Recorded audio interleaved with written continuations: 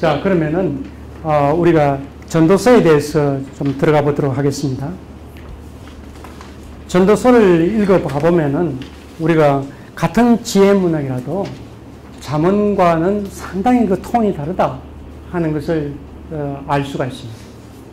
무슨 이야기냐 하면은 분명히 잠언에는 그런 어떤 성실함과 그런 어인 이것을 많이 격려하면서 그렇게 하면 하나님께서 복을 주시고 또 그렇게 하면 잘 된다는 그런 어떤 인상을 많이 받는데 이 전도서에 와 보면은 실제로 내가 살아보니까 그렇지 않다라는 거죠.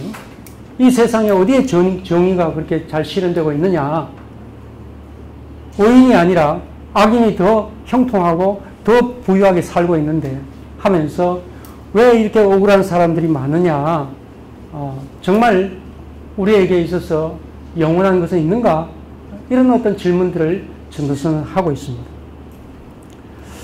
예, 그래서 우리는 전도서를 이렇게 성경을 이렇게 펼치고 읽어가면은 전도서는 굉장히 염세적인 그런 어떤 생각으로 가득 차 있구나. 굉장히 뭔가 우울한 이야기로 가득 차 있구나 하는 그런 인상을 받습니다. 왜냐? 처음 들어갈 때부터 시작해서 헛되고 헛되니 하면서 이렇게 들어가지요. 그러나 이 말을, 이 번역이 좀 우리를 좀 오도하고 있습니다. 무슨 말이냐? 헛되다라고 번역된 그 헤벨이라는 히브리어는 사실 아무 가치 없다 이런 뜻은 아닙니다. 어떤 이야기를 가지고 어떤 의미를 가지고 이 단어를 설명할 수 있느냐 하면은 겨울철에 나가서 숨을 한번 이렇게 한번 불면은 앞에 수증기가 이렇게 보이죠? 그러나 금방 없어져 버리잖아요. 바로 이런 현상을 가지고 헤벨이라고 그러는 거예요. 무슨 이야기입니까? 너무 짧다는 거예요. 순간적이다, 찰나적이다 하는 그런 이야기예요. 있는 듯이 보이는데 없네 하는 이런 어떤 생각을 가지게 해주는 단어가 바로 헤벨. 따라서 헤벨이라는 것은 인간의 한계, 시간적인 한계를 이야기를 할 때 이 단어를 써요. 우리의 인생은 긴 것 같지만은 기껏해야 100년도 잘 살지 못하는 그런 인생이구나. 천년, 만년, 영원이라는 것을 생각해 본다면 불과 찰나에 불과하구나. 그런 생각을 할 수밖에 없는 거죠. 시간의 한계를 가지고 있는 우리의 모습. 우리가 천년, 만년 살고 있는 것 같지만 사실은 조금 전의 시간에도 우리가 뛰어들 수가 없잖아요. 그리고 앞날에 대해서 가지고 무슨 일이 일어날지 몰라요. 제가 아침에 오면서 문자를 하나 받았습니다. 울진 동남부에 지진이 일어났다고 그래요. 4.0 지진이 일어났다고. 앞으로 7.0 지진이 바로 다음 순간에 여기에 일어날지 우리는 아무도 모른다는 거예요. 미래에 대해서 우리가 확실히 알 수 보장된 것은 아무것도 없다는 거예요. 우리는 현재만 살 뿐이라는 것을 이 헤벨이라는 단어를 가지고 이야기를 하고 있습니다. 우리가 또 전도서에 대해서 이야기를 해볼 수 있는 것은 이런 어떤 한계를 가지고 있는 우리가 도대체 어떻게 살아야 되는가? 정말 우리가 이렇게 사는 것이 맞는가? 이런 질문을 하면서 전도서는 우리에게 권면하는 것은 뭐냐면 현재의 시간을 귀중하게 여기고 그것을 누리고 즐기면서 그리고 하고 싶은 일을 하라. 그렇게 권하고 있습니다. 전도서는 언제 이게 저술되었는지를 정말 잘 모릅니다. 그러나 분명한 것은 아마도 주전 한 250년, 한 300년에서 한 200년 그 사이에 이 전도서가 저술되지 않았겠는가라고 그렇게 이야기를 해볼 수가 있습니다. 그런데 전도서를 이렇게 들어가 보면은 굉장히 그 전체가 아주 정교하게 짜여져 있는 것을 발견할 수가 있습니다. 우선 헤벨이라는 이 단어는 히브리어로 숫자로 치면은 222입니다. 왜 그러냐 하면은 히브리어는 전부 다 숫자로 환산할 수가 있습니다. 우리는 한글 따로 있고 그 다음에 아라비아 숫자 1, 2, 3 이렇게 따로 있고 숫자가 따로 있잖아요. 그렇지 않아요. 히브리어는. 히브리어 자체가 숫자예요. 알렛, 벳, 기멜, 달렛 하면은 1, 2, 3, 4 이렇게 되는 거예요. 그래서 모든 이름을 가지고 모든 단어를 전부 다 숫자로 바꿀 수가 있습니다. 그런데 헤벨은 222인데 이것은 1절부터 시작해서 끝절까지의 그 단어 숫자와 단어 숫자가 아니고 절 숫자와 동일합니다. 222절입니다.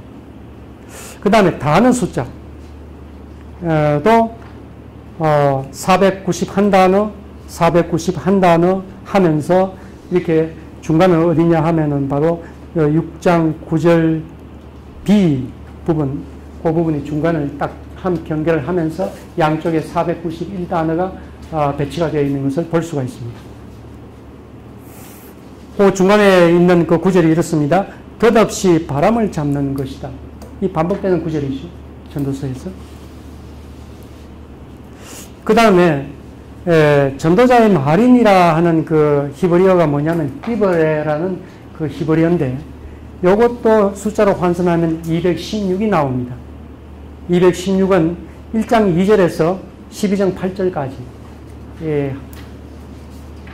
그 절수를 더하면은 216절이 되는 것입니다. 이렇게 본다면은 이 전도서라는 이 책은 그냥 술술술술 이렇게 써내려가는 것이 아니라 처음부터 끝까지 아주 계획을 가지고 상당히 정교하게 이 내용들을 배치하고 또 단어까지도 그렇게 배치하고 그렇게 한 것이 아니겠는가 하는 그런 것을 우리가 상상할 수가 있습니다.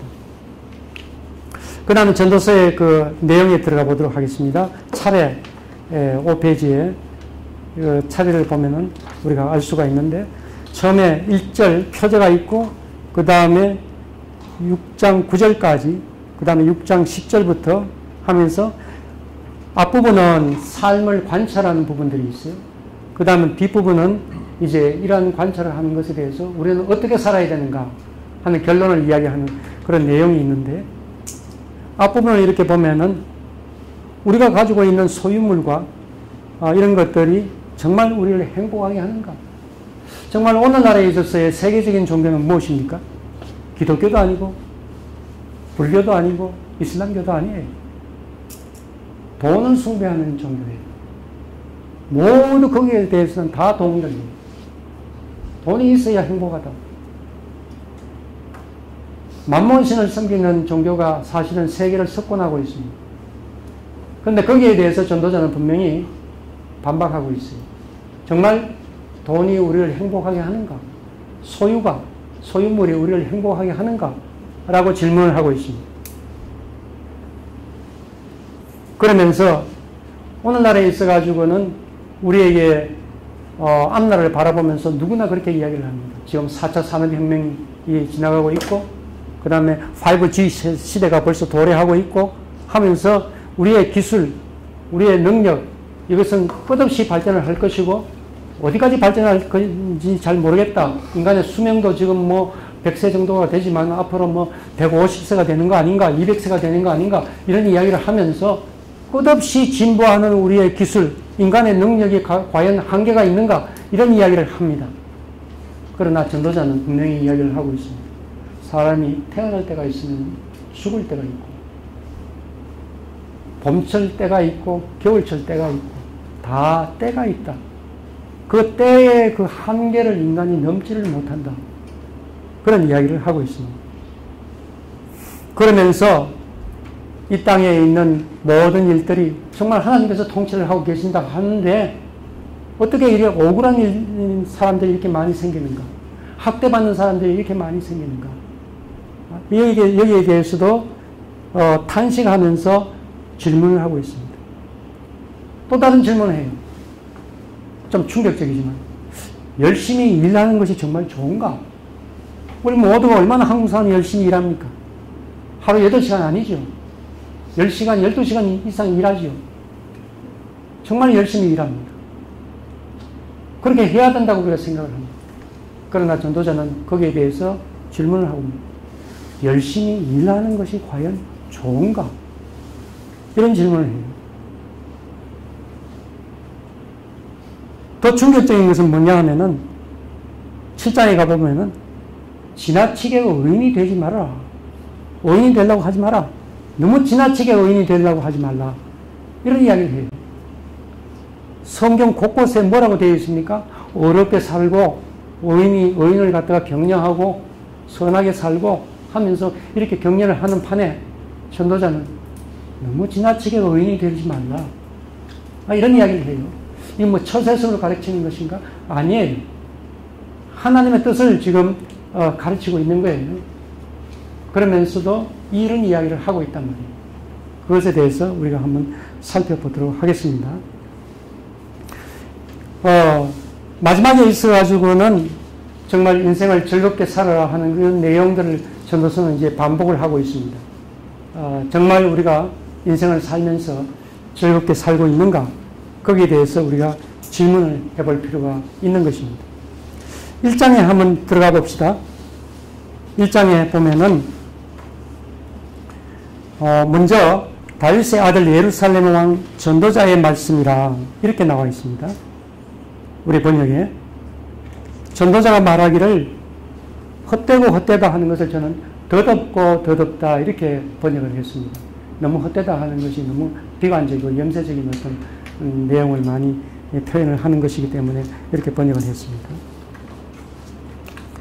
여기에서 저자를 이야기를 할 때에 예루살렘 왕이라고 이야기를 하고 또 뒤에 내용을 보면 이건 솔로몬 왕이 지었구나 이렇게 생각할 수가 있습니다. 그런데 오늘날의 저자 개념하고 고대 사회의 저자 개념은 조금 틀립니다. 왜냐하면은 내용들이 전부 다 공동체에서 이렇게 입으로 전해 내려온 것이기 때문에 자기 혼자 독단적으로 뭔가 만들었다기보다는 같이 이렇게 공유하면서 이렇게 만들어진 내용들이 많기 때문에 그래서 어떤 내용을 만약 글로 쓴다면은 거기다가 누구를 저자로 하느냐 하면은 공동체 전체를 저자로 할 수는 없잖아요. 그러니 아주 유명한 인물, 지혜 같으면은 솔로몬 왕, 노래 같으면 다윗 이런 식으로 이름을 이렇게 붙이는 거예요. 우리식으로 이야기한다면은 세종대왕이 한글을 창제하셨다.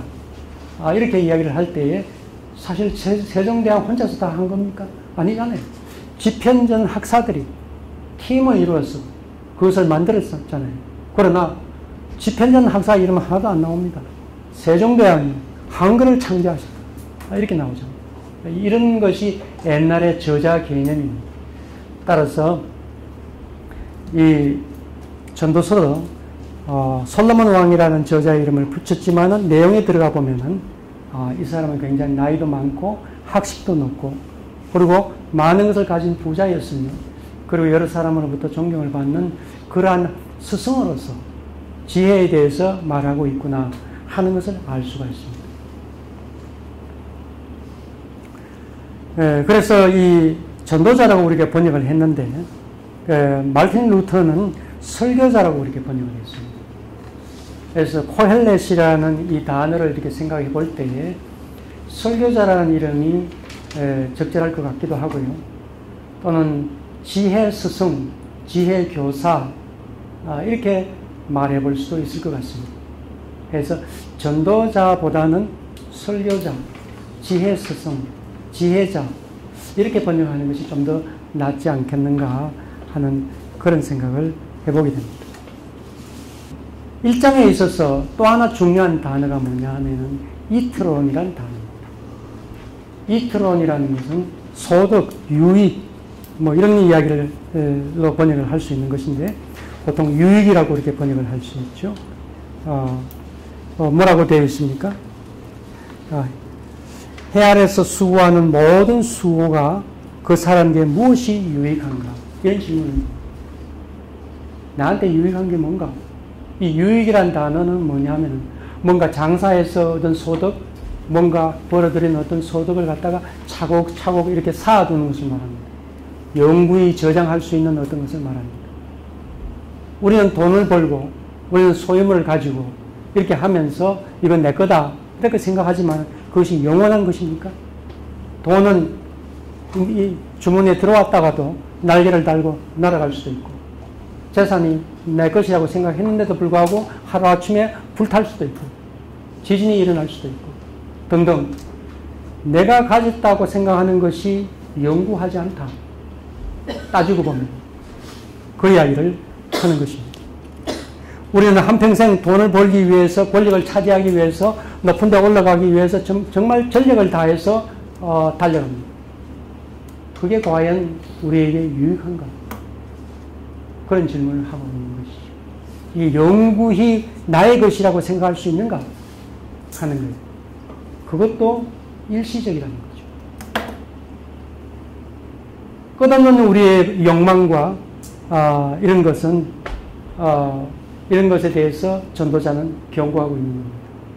우리는 어차피 어떤 시점에 가면은 다 죽음으로 갈 수밖에 없는 존재인데 말입니다.